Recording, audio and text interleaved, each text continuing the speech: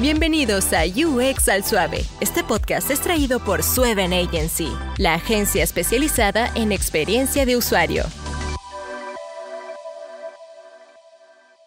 Bienvenidos a UX al Suave, un espacio donde hablamos sobre diseño de interacción en español y sin presiones. Hoy tenemos el gusto de tener a Roberto Remedios, Product Designer, defensor de accesibilidad y de Open Source. Hola Roberto, mucho gusto. Hola, mucho gusto. Gracias por la invitación. Un placer de tenerte aquí hoy. Cuéntanos, ¿cómo inició Roberto en el mundo del Product Designer o en el mundo de diseño, en el mundo de programación? Okay. Bueno, yo estudié primero arquitectura, entré a la UCR en el año 98 y estuve un par de años estudiando arquitectura. Sin embargo, me di cuenta que arquitectura no era para mí, pero me encantaba como todas las bases de diseño que obtuve a partir de ahí. Y como mi hermano estudiaba ingeniería en sistemas en el TEC, él me dijo, hey, esta es otra carrera, diseñador web. De hecho, en ese tiempo era más animador. De hecho, cuando me metí a estudiar a la creativa, cuando cambié, estudié más diseño con animación en Flash y en 3D. ¿Por qué 3D? Porque como ya usaba AutoCAD por la arquitectura, pues me sentía bastante cómodo con 3D Studio Max y renderización con diferentes texturas. Sin embargo, cuando ya estaba terminando la U, salgo al mercado y el mercado me dice, no usamos Adobe, no usamos programas de pago, no usamos nada, tiene que aprender desde cero y tiene que aprender HTML. En ese tiempo todavía no era full CSS, tiene que aprender algo de PHP y si quiere trabajo, pues ahí me empujó el mercado. Entonces, no me dediqué tanto a la animación, sino al diseño de sitios con puro HTML, como quien dice en Notepad. Con el tiempo ya después encontré otro trabajo, era en un casino, en un sportbook, y hacíamos juegos y ahí sí usaba bastante animaciones en Flash y pues usaba bastante 3D Studio Max, creaba nuevos environments, creaba animaciones, hacía cosas con video, pero al mismo tiempo el trabajo era como algo inestable. Y en el boom de las agencias, cuando esta agencia hace muchos años a venta, que luego evolucionó a Century, pues entré ahí.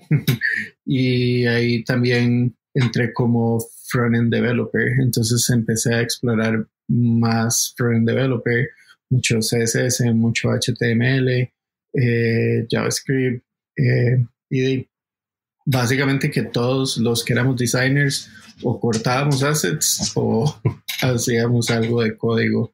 Y no, pues después de a venta estuve trabajando en diferentes agencias y en diferentes lugares, siempre como frontend, pero hace como tal vez ya 7, 8 años que empezó el auge en que todo el mundo decía, bueno, no, vamos a meter más UX y el designer tiene que hacer más research y tiene que hacer más investigación de mercado y tiene que justificar los diseños y hacer las cosas. Pues volví a la parte de UX, tomé un par de cursos en línea de UX y pues también la experiencia, empecé a trabajar en un proyecto, otro proyecto y pues traté de dedicarme más y más al UX, y no solo al UX, sino como complementar la parte de product design en general, de poder hacer el research, hacer análisis de la información, hacer análisis de mercado,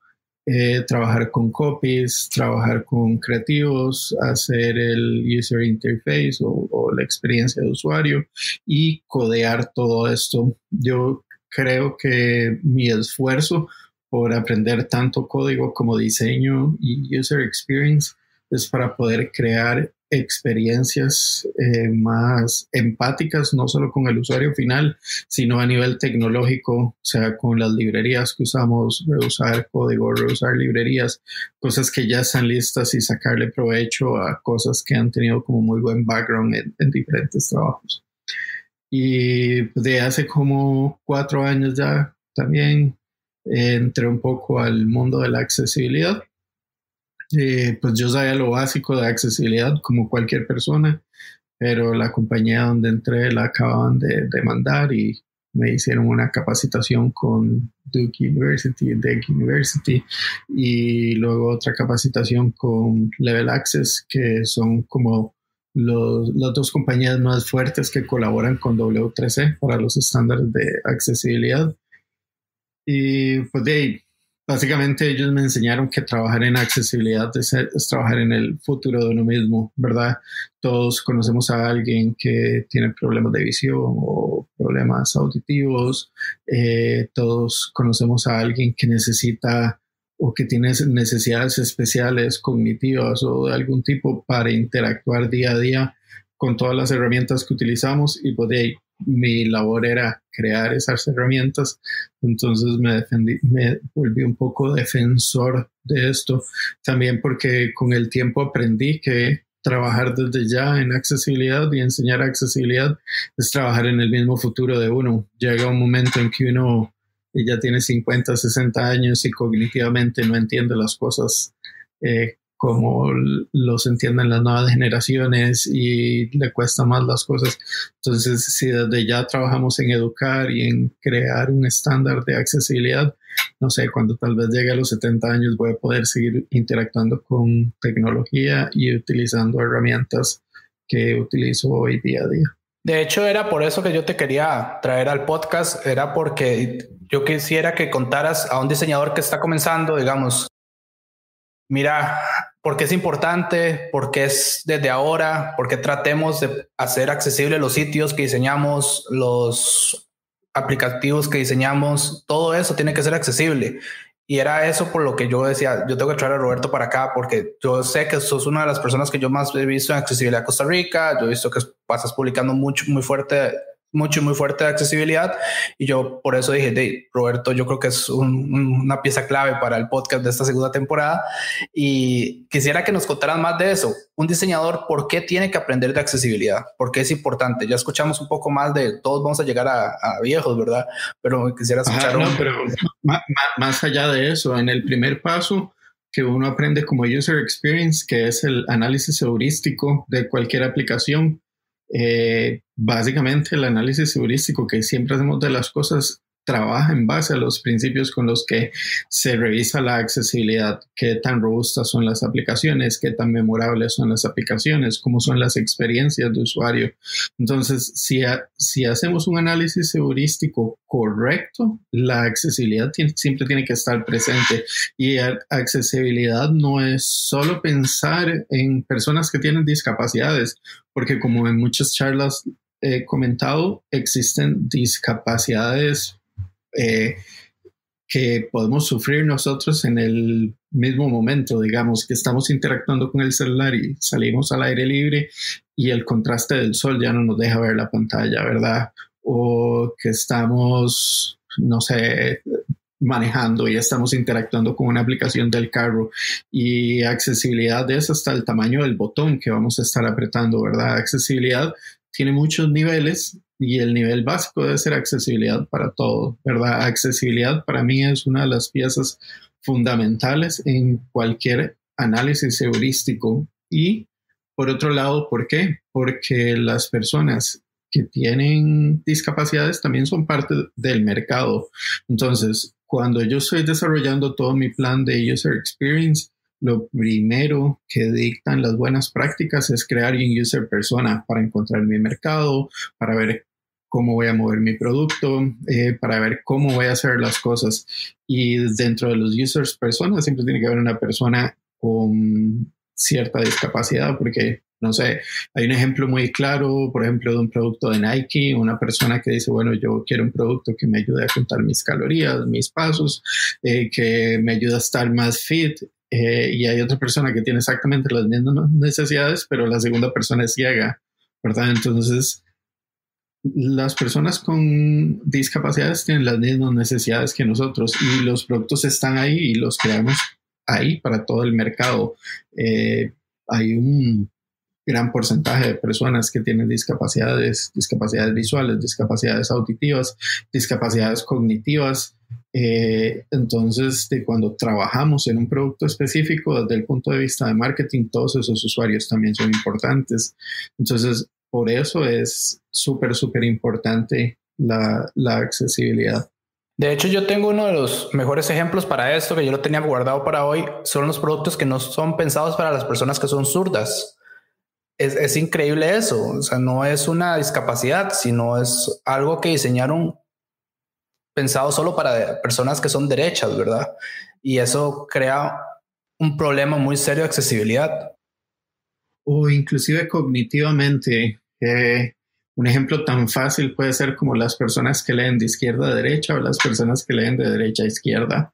Son los mismos productos, pero hay que crear variaciones en el mismo producto porque son diferentes cosas. Y igual, cognitivamente está la parte de generaciones. Puedes crear un producto que cognitivamente va dirigido a niños que todavía no tienen una lectoescritura como avanzada, entonces tienes que trabajar más con apoyo visual. Ahí también estamos trabajando accesibilidad. O, por ejemplo, el hecho de que usamos muchos colores siempre, pero es increíble la cantidad de personas daltónicas que hay en el mundo, ¿verdad? Personas que no perciben los colores como todos. Por ejemplo, yo tengo cierto problema con el verde y el rosado, no al máximo, pero sí, hay colores que a uno pues le parecen parecidos. Y eso, a veces estamos en un website y tiene una alerta y no sé, la ponen en un color que uno no se da cuenta, ¿verdad? Entonces, todo lo que pensamos en utilizar paletas de colores para apoyar visualmente alguna de nuestras acciones no llegan a tener resultados con personas, por ejemplo, daltónicas. Y existen como 6 tipos de daltonismo diferente o grados de daltonismo. Igual existen diferentes tipos de discapacidades visuales. Hay gente que tiene ceguera parcial o ve de cerca, que tiene presbicia, entonces se usa mucho el método de pajilla, que es solo como, bueno, voy viendo como con una pajilla dónde voy. Y luego está, por ejemplo, las personas que no pueden ver, ¿verdad? Que ahí es donde intentamos crear un apoyo desde el lado del código, creando un código más semántico que ayude a interactuar con los dispositivos con que ellos interactúan, ya sea lectores brailles o voiceovers o cosas así. Si no trabajamos desde ese punto en la accesibilidad, pues ese tipo de personas no podrían acceder a nuestros productos. Y cuando ya hacemos una lista, tal vez el 20-25% de todo el planeta y de todos los usuarios tienen algún tipo de discapacidad en algún punto. Entonces es una gran parte del mercado. Por eso es que es muy importante tomar en cuenta la accesibilidad desde el principio. Y de nuevo, como dije antes, accesibilidad es como usabilidad. Igual que en usabilidad, hacemos un análisis del contenido, ¿verdad? Ver que sea un contenido claro, que el contenido pueda ser asimilado por las personas, ver que cuando utilizamos un formulario tenga un grado de frustración más bajo, que las personas puedan llegar a su meta con lo que están haciendo. Entonces, la misma usabilidad es parte de la accesibilidad. Ahora, el tema importante aquí es para las personas que están iniciando. La mayoría de las personas que escuchan UX al suave están iniciando en diseño de interacción, UI, como Customer Experience Designers también. Tenemos muchas personas que nos escuchan que también van por esa gama de verdad del diseño. ¿Cómo puedo yo iniciar con accesibilidad? ¿Qué puedo leer? ¿Qué cursos existen? ¿Cuál es el camino que una persona, o todas las personas que estemos en tecnología deberíamos llevar para aprender de accesibilidad? Bueno, la accesibilidad se rige por cada país tiene su propia legislación. Por ejemplo, en Estados Unidos creo que se llama 508, en Costa Rica usamos la ley 7600. Sin embargo, casi todas en lo que corresponde a web o productos digitales utiliza los estándares que crea W3C. W3C es quien crea los estándares de HTML y de los diferentes lenguajes que utilizamos en la web. Entonces, básicamente tenemos 3 grupos de nivel de accesibilidad: A, AA y AAA. Y los parámetros que cada uno de estos grupos evalúa están, como dije antes, regidos por los mismos parámetros de la usabilidad: qué tan robusto, qué tan compatible, qué tan memorable son las aplicaciones, qué tan usables son las aplicaciones.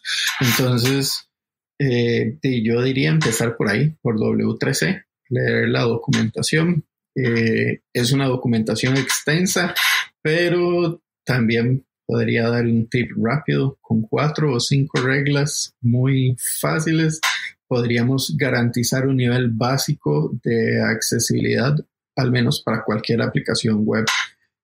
Si quieres digo los tips. Claro. Okay. De hecho, puedes decirlos. Cuando, más allá del diseño, ¿verdad? Porque en el diseño tengo que tomar en cuenta la paleta de colores que uso, que los mensajes que los contrastes sean adecuados, los tamaños. Hay reglas básicas, como la número 1 es que nuestra aplicación o nuestro web sea responsive o adaptativo, ¿verdad? Que lo podamos usar en la computadora, que lo podamos usar en la tablet, que lo podamos usar en el teléfono. Y básicamente la regla A lo que dice es que yo puedo aumentar mi contenido hasta un 200% y no perder la lógica de todo lo que estoy mostrando, ¿verdad? Entonces, con un diseño responsive cumplimos ese primer parámetro.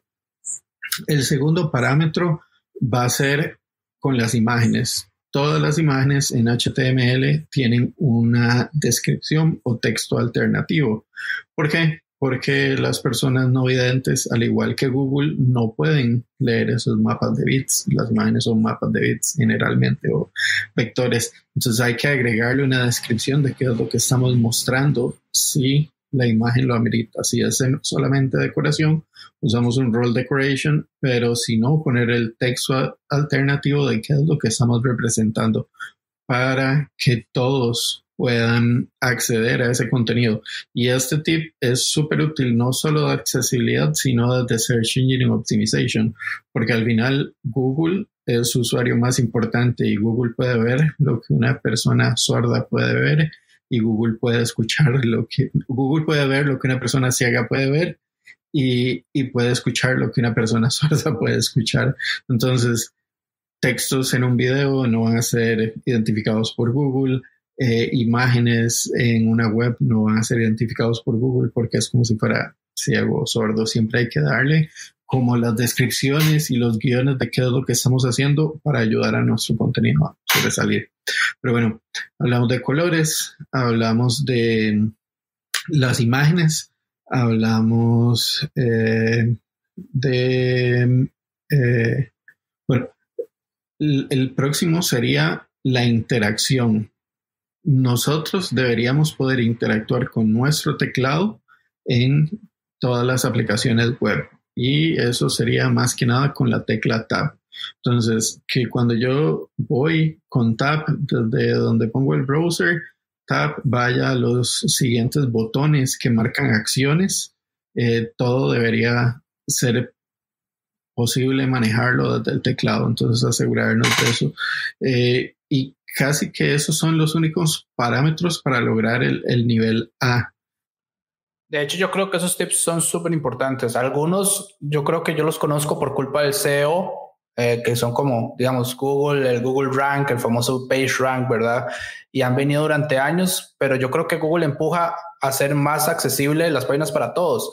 Yo estoy llevando un curso de Google y ellos están hablando de algo que se llama diseño equitativo, que no es que diseñemos para una parte de la sociedad, digamos, a nuestros users personas, como le llamamos en diseño de interacción, sino que agarremos al más pequeño de ese grupo de personas y diseñemos de ahí para adelante. ser más inclusivos, ser más accesibles y, por ejemplo, diseñar teclados que no utilicen caracteres alfabéticos de Occidente, sino que pueden utilizar de Oriente también, ¿verdad? A nosotros se nos olvida que hay muchas personas que nos pueden accesar nuestros sitios y aplicaciones que no son de este lado del mundo, ¿verdad? Y es parte también de cómo diseñamos las cosas. Retomando un poco lo que decía sobre los tips, esto también aplica, también me imagino, a las personas que crean copywriting, ¿verdad? UX copywriting también aplica mucho para ellos. A la hora de crear copywriting, creo que es un principio básico. Copywriter, sabes que no puedes usar tantos términos técnicos que no van a entender las personas, ¿verdad? Más simple, no sé, en diseño siempre es eso, menos es más. Y por menos no quiere decir quitar información, sino ser conciso, ser claro, llegar al punto con las ideas, porque básicamente es lo mismo que dicta la usabilidad, ¿verdad? Si estamos vendiendo un producto, ir directo a qué estamos vendiendo en ese producto, ser claro, esos son los mismos valores con los que la accesibilidad se dicta o crea los parámetros de calificación para cada uno de los niveles. Hablemos de un poco de otro tema que me llamó la atención, que es que vos iniciaste porque no me tenés que hacer el nombre donde trabajabas, no importa. Pero que sancionaron la empresa donde trabajabas y entonces tuvieron que llevar todo el curso, ¿verdad?, de accesibilidad. ¿Nos puedes dar más detalles de eso? Yo he escuchado que las empresas en Estados Unidos que desarrollan software a fuerza tienen que ser accesibles, ¿verdad?, y llevar ciertas certificaciones, pero yo hasta hoy escucho, digamos, una persona que se vio involucrada, digamos, en ese proceso. Sí, es una compañía, bueno, es un SaaS platform y es básicamente como un servicio público porque es una plataforma para crear, que trabaja con todos los credit unions o con la mayoría de credit unions para dar créditos de estudiantiles, de renovaciones de casa, refinanciamiento de créditos estudiantiles. Entonces, uno de sus clientes, uno de los credit unions, les dijo a la plataforma, a nosotros nos acaban de demandar porque no éramos accesibles en el sitio web y en las cosas de nosotros. Entonces, nosotros requerimos para que ustedes sigan con nosotros de que lleven su producto a un nivel de accesibilidad AA, ¿verdad? Y la compañía decidió tomar esa dirección, decidió capacitar al personal, por ejemplo, a la hora de navegación, a la hora de trabajar con la parte de código de área, ¿verdad? Y el área estándar, que es para poder decirle a los voiceover y a las herramientas que son los objetos de código cuando no tenemos el estándar específico, digamos. Por eso, y eso va un poco más del lado de código y de frontend, no tanto de UX. Tenemos en HTML5 muchos nuevos tags para decir qué son las cosas. Por ejemplo, inputs que son de fecha, de teléfono, de email y que crean validaciones específicas. Entonces, del lado de código, pero también nos enseñan desde el principio y antes de hacer el código, es más barato trabajar desde el inicio con un product designer que diseñe desde tu paleta de colores. Para las navegaciones se necesita mínimo 14 puntos volt o 18 puntos volt. Entonces, cuando diseñamos y trabajamos en la parte de diseño y cuando como user experience estamos creando nuestros sistemas de diseño, eso son cosas que hay que tomar en cuenta. También en la parte de contenido, ¿verdad? Reanalizar todo el contenido cuando hacemos toda la arquitectura de la información o los flujos de cómo va el usuario el usuario del punto A al punto B, cuál es la forma más sencilla, si es una persona que tiene cierta discapacidad, cómo va a llegar, tomar en cuenta este tipo de situaciones. Si hacemos eso desde el principio, es mucho más barato o más rápido crear un producto accesible que ya llegar y decir, bueno, este producto ya tiene ciertas deficiencias, hay que trabajar en accesibilidad. Y sí, en Estados Unidos hay bufetes de abogados que se están especializando simplemente en ver cuando un website o cuando una aplicación no es accesible para demandarlos. Y por citar un caso popular, eso le pasó a Papa John's Pizza o Domino's Pizza, uno de los dos. Un bufete de abogados los demandó porque no podía pedir una pizza a una persona ciega desde la aplicación. Gubernamentales deberían tener un nivel de accesibilidad AA. A de aquí a, bueno, ya para este año deberían estar, y de aquí a 5 años AA como mínimo. Pero sí, digamos, es como por ley de que todos los servicios que las personas utilizan generalmente deberían ser accesibles. Es como mismo cuando vas a un restaurante, tienes que tener una rampa, tienes que tener barandas en el baño y tienes que tener salidas de emergencia, ¿verdad? Es como se vuelve cada vez más un estándar. Bueno, todo el comercio ser accesibles para las personas discapacitadas y al servicio de transporte público también. No me acuerdo qué más es lo que está dentro, pero sí fue un cambio bastante grande. Todos los servicios públicos tienen que ser accesibles. Escuelas, bancos, municipalidades, centros de gobierno, todos tienen que tener, cuando hablamos de discapacidades, y ya esto va un poco más allá de la accesibilidad, tenemos discapacidades motrices, que son las personas que se mueven en silla de ruedas o con muletas, discapacidades sensoriales, que ahí entra como cuando las personas son ciegas, sordas. También tenemos las discapacidades cognitivas, que son, por ejemplo, las personas que tienen demencia o Asperger o síndrome de Down, que no pueden interactuar bien con las herramientas diarias. Todos acceso a esas personas y, por lo tanto, todos los permisos que otorga el gobierno a lugares que van a ser públicos tienen una inspección del Ministerio de Salud para garantizar que todos estos servicios son accesibles para todo el mundo. Ahora, cambiemos un poco de tema. Hablemos de un poco de open source. ¿Cómo iniciaste en open source? A ver. Bueno, ¿qué es open source para la gente que no sabe qué es? Primero, yo creo que eso sería lo importante. Okay, open source es... no sé si decir una metodología, porque open source existen en muchas cosas, pero open source nace para compartir el conocimiento, ¿verdad? No es solo un software, no es solo como un programa, sino es como, bueno, trabajemos todos juntos en crear, compartir información y hacer que todos podamos acceder a las cosas y colaborar en el producto que es open source, ¿verdad? Usted puede ir hoy y hacer un query de traducción y listo, ya es parte del proyecto open source.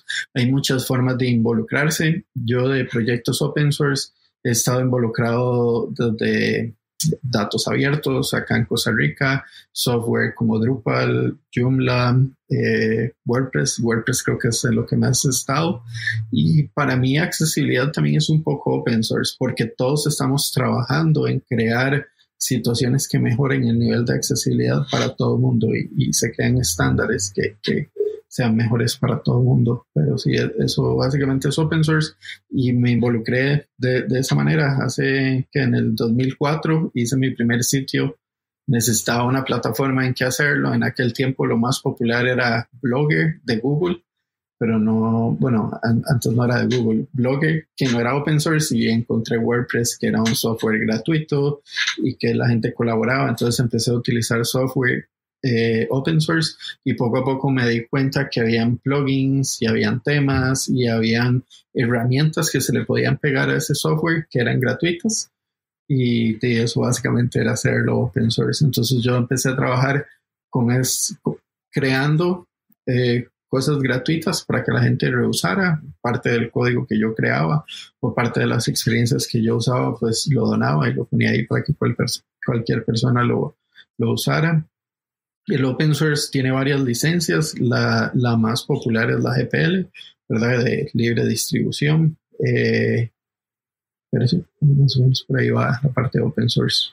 De hecho, yo le empecé a hablar a Roberto hace un montón de años porque me invitó a algo que no me acuerdo ni qué fue, pero fue porque yo hice algo de WordPress que había subido el tutorial de correos. Creo cuando correos empezó la integración, yo hice sí, cómo hacer. Fue el plugin de integración de correos de Costa Rica. De integraciones. Ajá. Uno de los primeritos. Sí, en 2016 hicimos en 2014 yo fui a mi primer WordCamp. Un WordCamp era como un evento virtual donde todos hablaban de WordPress. Hay una fundación por detrás que apoyaba. Fui a Miami y vi como 700 personas y todo el mundo compartiendo y cosas así. Yo dije, en Costa Rica tenemos que tener eso en algún momento. Ya existía algo parecido, existía la comunidad de Drupal y ya yo había colaborado con la comunidad de Drupal. Me acuerdo que en esos años Enzo, Kenny, la gente de Parallel Devs ya habían hecho varios Drupal camps, pero no había nada con respecto a WordPress, solo como un sitio en Facebook que había hecho otro colega. Y poco a poco empezamos a jalar gente. La ventaja de WordPress era que era tanto para programadores, como para diseñadores, como para gente de marketing, como para gente de SEO o personas que no tenían ningún conocimiento. La herramienta era como muy, muy versátil, a diferencia de Joomla o Drupal, que sí es mucho, mucho más enfocada a programadores. Entonces la comunidad empezó a agarrar fuerza. Hicimos el primer evento con 200 asistentes en 2016. Y bueno, ya yo salí de la comunidad, pero si mal no me acuerdo, el último presencial fueron 2,000 asistentes hace un par de años. Y bueno, ahorita estoy colaborando en el WordCamp Centroamérica. Estamos haciendo uno a nivel de Centroamérica en línea. Va a pasar la otra semana. No, en 2 semanas. Están invitados, es gratis. Nada más se meten a centroamerica.wordcamp.org/2021, pueden adquirir su entrada y pueden ver un montón de charlas. Pero sí, eso fue como open source. Además de colaborar en la comunidad acá de Costa Rica, pues tuve el placer de ir a París a trabajar directo con los que creaban el core de WordPress y trabajé en el equipo de comunidad, trabajé en el equipo de diseño, en el equipo de documentación. Y he podido ir, no sé, como a 10, 12 países como speaker o como voluntario a ayudar en estos mismos WordCamps, y en determinado momento tomé como la batuta para generar más espacios en Latinoamérica. Entonces ayudé a abrir más de 25 comunidades en toda Latinoamérica, en México, al menos 4 o 5 lugares, Puebla, Monterrey, no sé, en Guatemala, en El Salvador, en Nicaragua, en Uruguay, en Colombia, en Brasil, casi que en todos los países de Latinoamérica ayudé a abrir alguna comunidad porque había una fundación que respaldaba económicamente a hacer eso. Sin embargo, ya cuando la comunidad estaba sólida, de ahí salté a trabajar y a dedicarme más en accesibilidad. Accesibilidad es algo que ha ido creciendo. Nosotros creamos un grupo en Facebook hace 3 años, ¿verdad? Porque 3 personas, Merari, Carlos y mi persona, nos juntamos y dimos una charla en Senfotech y dijimos, abramos un grupo. Y ya el grupo tiene más de 1,000 usuarios y usualmente lo que hacemos ahí es ayudar a las personas cuando tienen un problema, darles consejo, compartir documentación y sobre todo en español porque no hay como muchas cosas en español. Entonces, súper invitados a ese grupo. Y últimamente he estado trabajando más en otro proyecto open source que se llama Gatsby.js. Es una librería en React, pero también tiene mucha accesibilidad, tiene mucho open source y pues ahí siempre ando buscando cosas que hacer. Ahora, de hecho, pueden seguir las redes sociales de Accesibilidad Costa Rica. Está en Facebook, ¿verdad?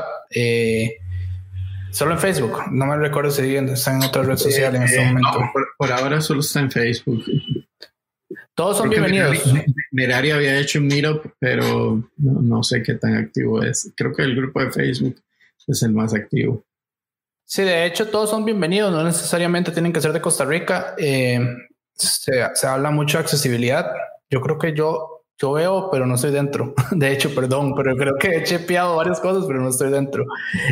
Porque yo tengo amigos que comentan, entonces me sale como comentó entonces por eso es que he visto cosas.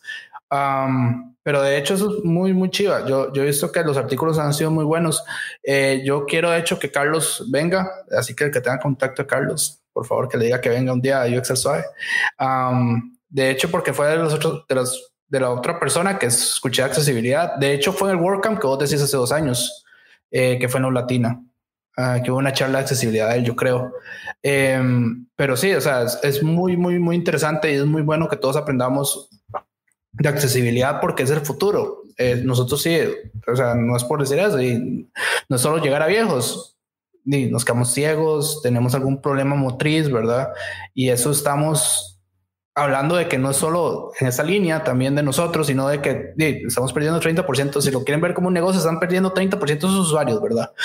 Aproximado, 25% de sus usuarios que pueden ser potenciales, ¿verdad? Si lo quieren ver desde otra perspectiva más de negocio, ¿verdad? Y ya como escucharon a Roberto, se pueden ver involucrados también en problemas legales, ¿verdad? Si no piensan en accesibilidad y trabajan en empresas americanas, se pueden ver bastantes problemas ahí.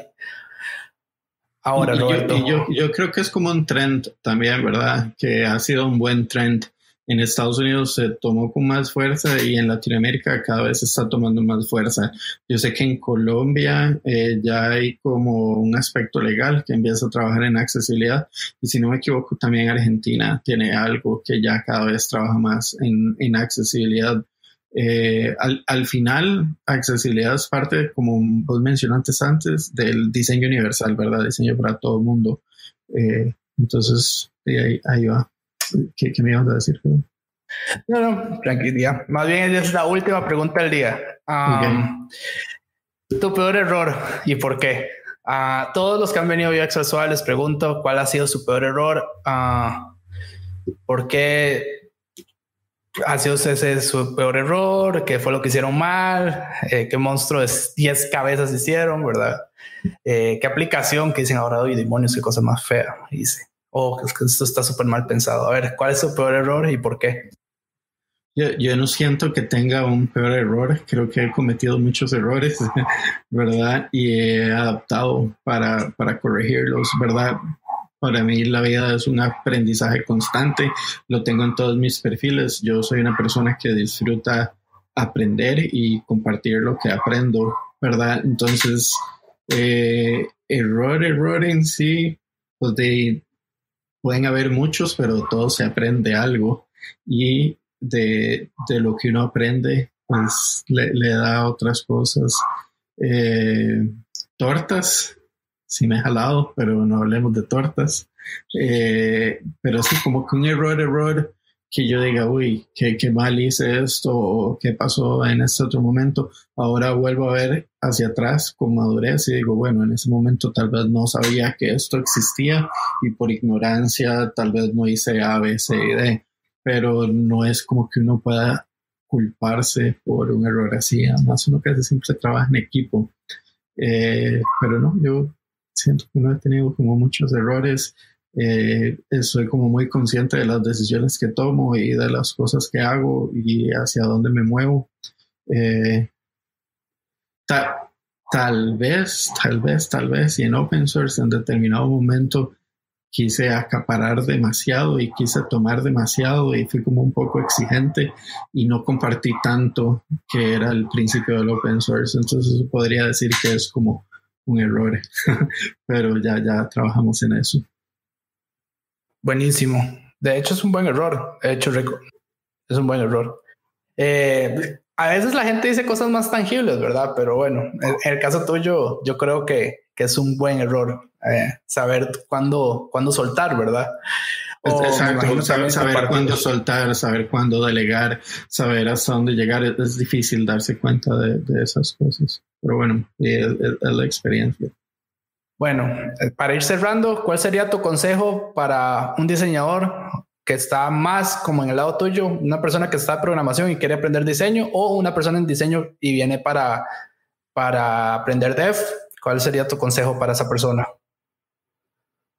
Bueno, que lean UX Planet, tiene demasiados artículos buenísimos, que escuchen su podcast en español, porque también habla mucho de usabilidad en general. Y de nuevo, accesibilidad es simplemente una parte de la usabilidad, ¿verdad? De cuando diseñamos un producto, ya sea código, ya sea análisis de contenido, ya sea user interface, de leer, preguntar. Hay muchas personas ahí que tienen el conocimiento y pueden compartirlo. A veces es difícil llegar a él, pero trabajar en comunidades, unirse a comunidades, interactuar con otras personas y de que lo que vayan aprendiendo lo transmitan a otras personas para que el conocimiento pueda ser como más absoluto entre todos.